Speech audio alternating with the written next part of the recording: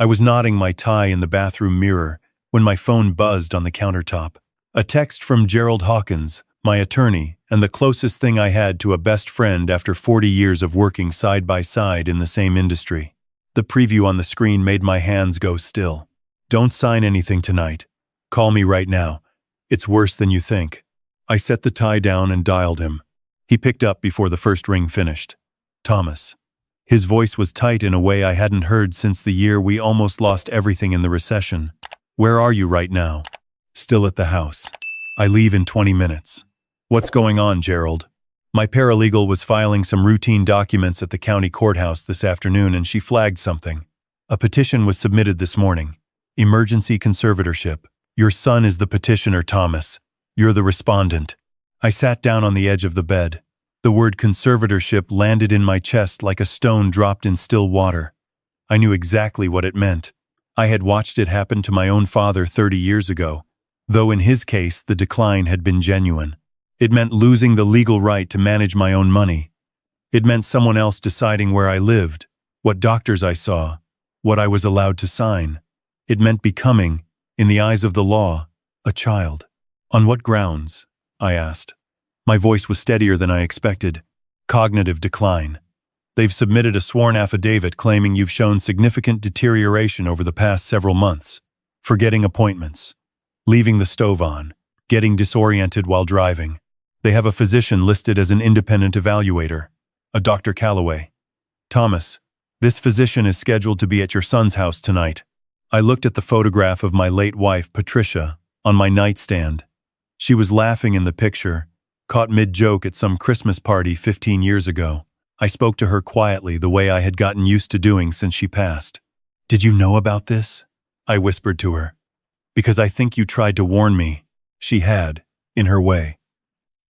Before she died, she had pulled my hand and said, "Watch how people treat you when they think you have nothing left to give." I thought she was being dramatic. I was wrong. "Thomas," Gerald said, "don't go tonight. Come to my office. We can file a response in the morning and challenge the—" "I'm going," I said. Silence on the line. "I need to hear it from him directly," I said. "I need to look my son in the face. And Gerald, I need evidence. A response filed in the morning is just paper. I need something real. Thomas, if they get that doctor's signature tonight, then I'll make sure he doesn't get it." I stood and walked to my closet. Behind a row of old suit jackets, I kept a small fireproof lockbox. Inside was a digital voice recorder I had used years ago for documenting site inspections. I had been a structural engineer for 38 years. I knew how to build things that lasted, and I knew how to document them. I checked the battery. Full. I'll record everything. Every word. Gerald exhaled slowly. "If they realize you know, they won't." I clipped the recorder to the inside breast pocket of my jacket. They're expecting a confused old man who's grateful to be included. That's exactly what they'll get. I hung up. I looked at myself in the mirror. 67 years old. Gray at the temples. A little thinner than I used to be. To the outside world, I was Thomas Callahan, a retired engineer living on Social Security and a modest pension in a 2-bedroom house that needed a new roof.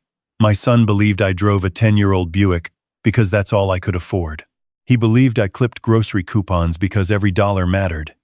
He believed all of this because I had allowed him to believe it, the way you sometimes need to understand who someone really is when they think nothing is at stake.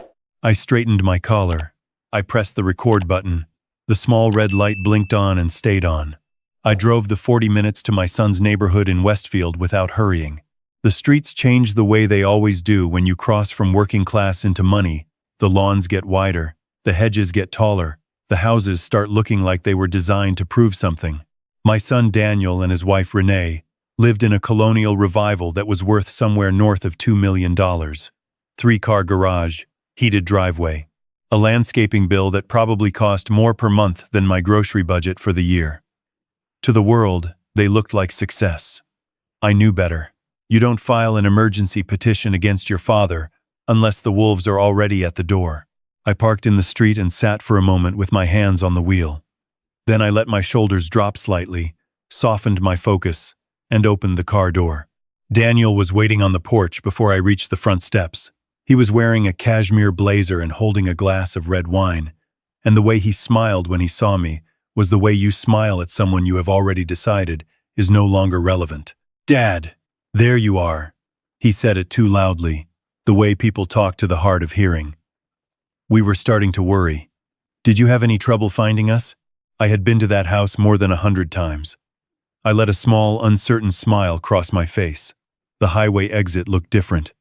I went one too far. Daniel glanced over his shoulder.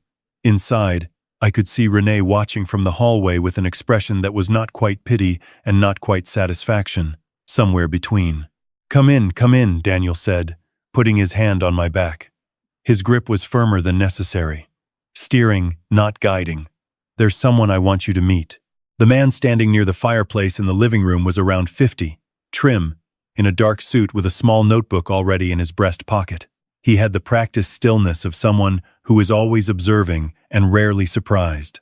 He extended his hand when Daniel introduced him as Dr. Calloway, an old friend from his years on the hospital board.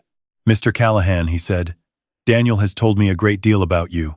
I shook his hand and let my eyes drift slightly past his ear before coming back to his face.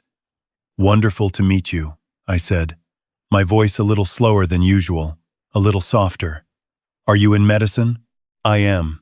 Neurology, primarily." He said it casually, but his pen was already out. "That must be fascinating," I said, lowering myself carefully into the armchair they'd pointed me toward, the one farthest from the main conversation. "My wife had a neurologist. Good man. I can't recall his name just now." Dr. Calloway wrote something in his notebook. Renee came in carrying a tray of appetizers and set a glass of water in front of me. Not wine, the way everyone else had. A plastic tumbler, the kind you give a child at a birthday party. She saw me looking at it and smiled. "We just want to make sure you're comfortable, Thomas," she said. "With your balance issues, we thought it was safer." I did not have balance issues. I had hiked a section of the Appalachian Trail 8 months ago. I took the tumbler with both hands and let them tremble slightly as I brought it to my lips. "That's very thoughtful, Renee. Thank you." Daniel sat across from me and began talking, casually at first, about the neighborhood and the kids and some investment property he was considering. Dr. Calloway sat to his left, appearing relaxed, participating in the conversation. But every few minutes he would ask me something that seemed offhand but wasn't. "Do you remember where you parked, Mr. Callahan?" "I think on the street or the driveway." It was getting dark. "What month is it for you right now?" "October." It was March. I watched the pen move. "Daniel mentioned you used to be an engineer. What kind of work was that?" "Bridges, mostly," I said, letting my gaze go vague. "And some buildings. It's hard to keep it straight now. It was a long time ago." In reality, I had been the lead structural consultant on the Harmon River Bridge, a cable stay structure that was still considered a landmark in the field. I knew every load calculation by heart. My grandson, Owen, was sitting across the room on his phone. He was 17, the age where you're half in the conversation and half somewhere else. He had been quiet all evening, but I noticed he kept glancing at me with an expression that was uncomfortable, the look of someone who knows something they haven't decided what to do with yet. It was during the soup course that he said it. "Grandpa, are they putting your stuff in storage or just donating it?" The table went absolutely still. Daniel's spoon stopped halfway to his mouth. Renee set her glass down with a sound like a small crack. "Owen," Renee said quietly. "What?" He looked around, genuinely confused by the silence. "You said, after tonight Grandpa's going to Sunrise Meadows and we'd have the guest room back. I just thought, that is enough." Daniel's voice was flat and cold. Sunrise Meadows. I knew the name. A state-subsidized long-term care facility on the edge of the industrial district. I had driven past it twice in my life, and both times noticed the narrow windows and the parking lot that was always full by 10 in the morning because the staff turnover was so high, the lot never cleared. It was not a retirement community. It was a place people went when their families had stopped thinking of them as people. I looked at my soup bowl. I let my chin quiver slightly. "Is Sunrise Meadows near the park?" I asked softly. "Patricia and I used to walk there on Sundays." Renee exhaled with what sounded like relief. Dr. Calloway made a note. He thought I was confusing the care facility with the public park where my wife and I had walked for 20 years. He thought I was too far gone to understand what Owen had just revealed.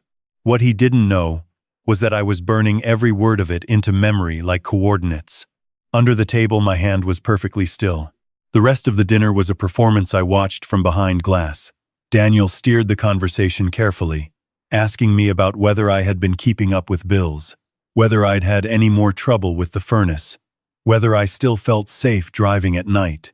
Each question was a brick in a wall they were building around me, a wall constructed entirely of fabrications. I had never had trouble with the furnace.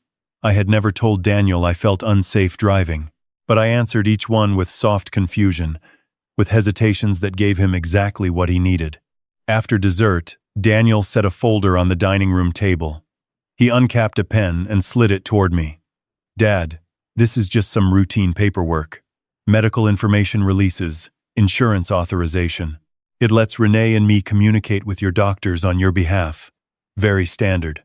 Just sign on the lines I've marked." He held the folder open but kept his hand covering the top half of the document. I could see enough.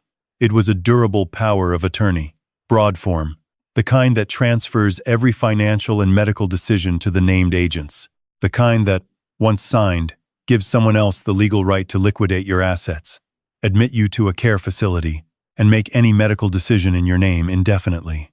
I reached for the pen. My hand began to shake, slowly at first, then with increasing intensity, a tremor I had seen in my own father and knew how to replicate. I brought the pen to the paper. The tip touched the signature line and then skidded sideways as my hand jerked, drawing a long, jagged scratch across the page. "Oh," I said, staring at it. I'm sorry, I don't know what happened." Daniel stared at the ruined document. The color in his face shifted. "It's fine," he said through his teeth. "We can print another copy. His fine motor control has been significantly compromised tonight," Dr. Calloway said to Daniel in a voice that was supposed to be quiet but was not quiet enough. "This is consistent with what you described. The signature failure is actually helpful documentation for the affidavit." I set the pen down and pressed both hands flat on my thighs. "I'm so tired," I said. "I think I'd like to go home." Daniel and Renee exchanged a look. The look said, "Close enough." The look said, "We have what we need. We'll finish this tomorrow." "Of course, Dad," Renee said, standing and collecting the ruined document without meeting my eyes. "We'll come by in the morning. We'll bring coffee." Daniel walked me to my car. He opened the driver's side door, and the way he did it efficiently, with no warmth, as if I were a package he was processing, told me everything I needed to know about how he had come to think of me. He did not hug me. He waited for me to get in. "Drive straight home," he said. "Don't stop anywhere. I'll see you at 8. 8, I repeated, looking up at him with cloudy eyes. He closed the door. I watched him walk back to the house. I watched the front door close behind him and the porch light go off. Then I sat up straight. My hands stopped shaking. I reached into my breast pocket and pressed stop on the recorder. The file saved with a soft chime. I drove 3 blocks, pulled into the parking lot of a closed hardware store, and called Gerald. He answered immediately. "Tell me you're safe." "I'm better than safe," I said. "Gerald, I need you to pull the title records on a property tonight. My son's house in Westfield. 214 Crestwood Lane. Use the online registry. Pay the expedite fee. I don't care. I need to know who actually holds the deed." "Thomas." "Why?" "Because Daniel has been living beyond his means for years, and I don't believe for 1 second he actually owns a $2 million house free and clear. Find out who holds the title. And one more thing." I paused. "Do you remember the Halloran Trust?" A long silence. "Thomas. The royalty fund. The patent licensing account. We haven't touched that since 2004. How much is in it?" I heard him pulling up files. Gerald had been my attorney for 31 years. He knew about the Halloran Trust because he had helped me structure it. It existed because of a patent I had registered in 1989, a seismic isolation bearing system for suspension bridges that had become quietly indispensable in construction zones from California to Japan. Every time a government agency licensed that patent for a new build, the fee flowed into a blind Delaware trust that flowed into a Nevada holding company that nobody in my family knew existed. Based on last quarter's statement, Gerald said carefully, the trust is sitting at approximately $9 million. I looked out through the windshield at the dark parking lot. $9 million, and my son had tried to have me declared incompetent to steal a house worth $400,000. Freeze the trust tonight, I said. Remove Daniel as secondary beneficiary. Document the change tonight, so the timestamp is clear. And Gerald, find me a forensic title examiner. I want to know everything about that property before I wake up tomorrow. Done. Thomas, what are you going to do? I'm going home, I said. I'm going to sleep in my own bed. And tomorrow morning, when they come to collect me, I'll be ready. I drove home with the windows cracked despite the cold. The night air helped me think clearly. I had spent the evening watching my son watch me and see nothing but an inconvenience with a balance sheet.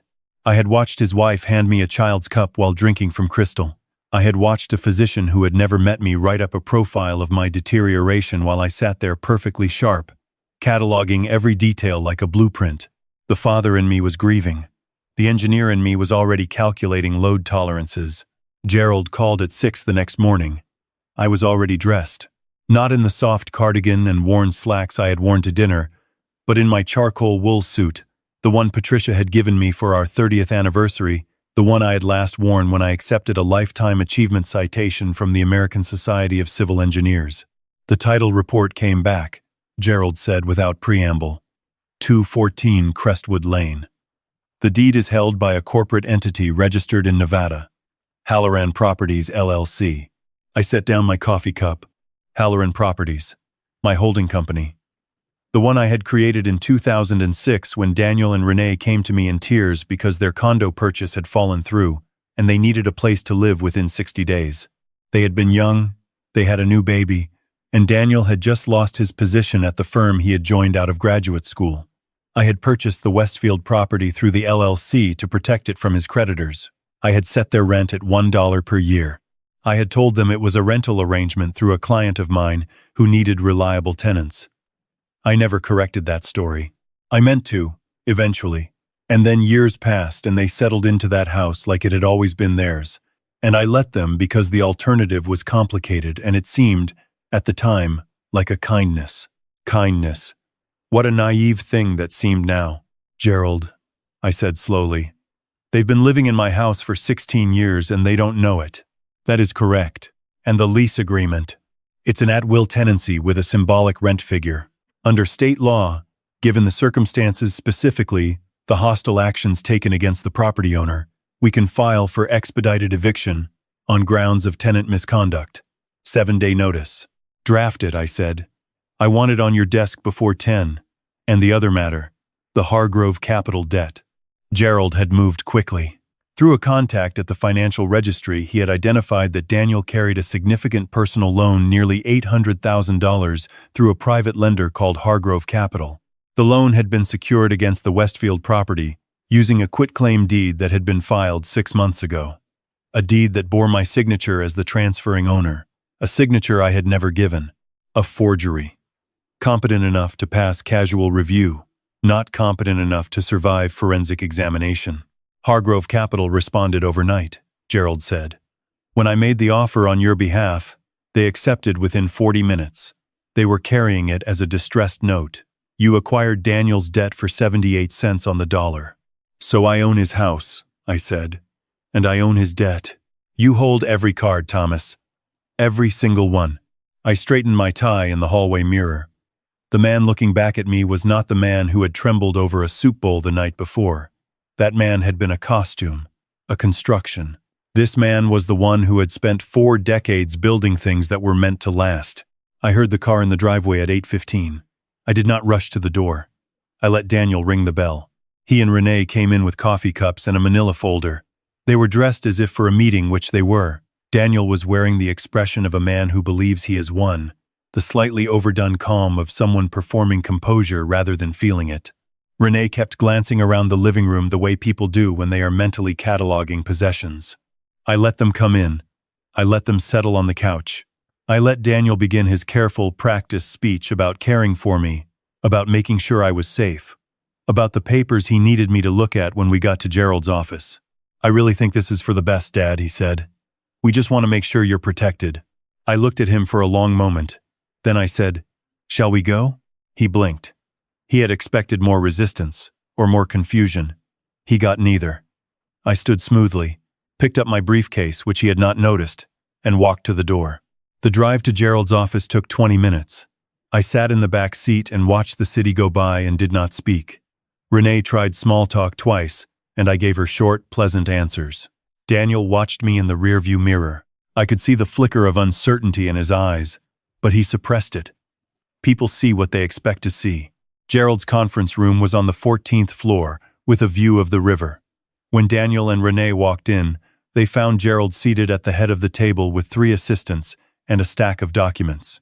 They found a court reporter in the corner. They found 2 chairs arranged on the far side of the table, as if for defendants. They did not find the confused, fragile man they had brought with them.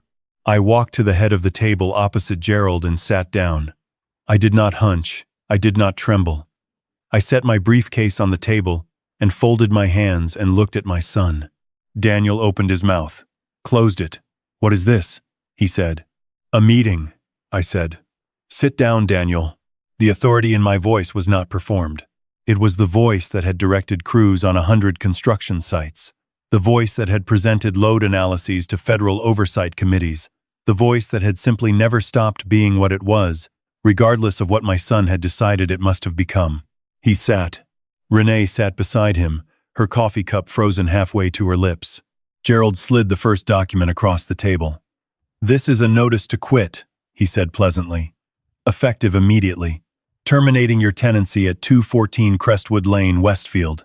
You have 7 days to vacate the property." Daniel stared at the paper. "That's our house," he said. "No," I said quietly. "It is my house. It has always been my house. I purchased it in 2006 through Halloran Properties LLC when you needed a home for your family and couldn't afford one. I set your rent at $1 a year because I wanted to give you stability without damaging your pride. I never asked for anything in return." I paused. I didn't need to, apparently. The color drained from Daniel's face in a slow, visible process, like watching water leave a glass. "You're the LLC," he said. "I am the LLC." Renee set her cup down. "You've known this entire time," she said, her voice barely a sound. "You let us think we owned it. I let you live there. There's a difference. I kept my voice even. You chose how to use that security. You chose to use the address to impress people. You chose to use my house as leverage for a loan you couldn't repay. You chose to submit a forged deed with my signature on it to a private lender as collateral. That is a felony, Renee. But we'll come back to that." Gerald slid the second document across. "This is the acquisition agreement for the Hargrove Capital note," he said. "Your father purchased your outstanding debt yesterday evening. He is now your creditor. The full balance, plus accrued penalties and interest, is due on demand." Daniel looked at the paper the way a man looks at a diagnosis he was not prepared to receive. He looked at it for a long time without speaking. Then he looked at me. "Dad," he said. And the way he said it, was different than it had been at dinner last night. There was no performance in it this time. It was just the sound of someone genuinely lost. "How did you—" He stopped. Started again. "I didn't know you had this kind of—" "No," I said. "You didn't. Because you stopped asking. Because at some point in the last 10 years you stopped seeing me as a person with a history and a mind, and you started seeing me as a balance to be transferred." I looked at him steadily. "Do you remember what Owen said last night at dinner about my things going into storage?" Renee flinched. "He said it because you said it to him," I continued.